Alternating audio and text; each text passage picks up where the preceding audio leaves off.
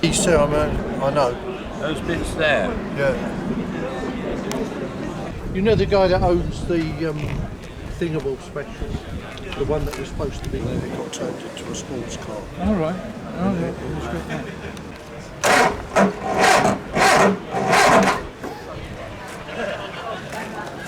Somebody's going to need a...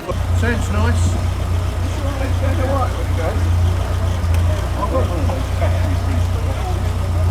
Big thing.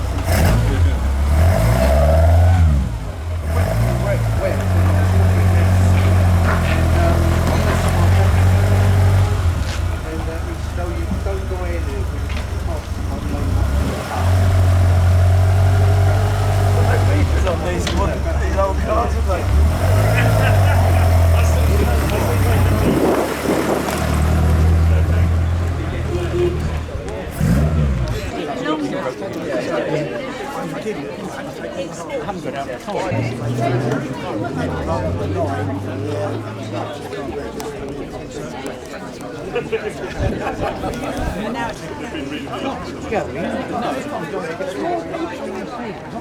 not.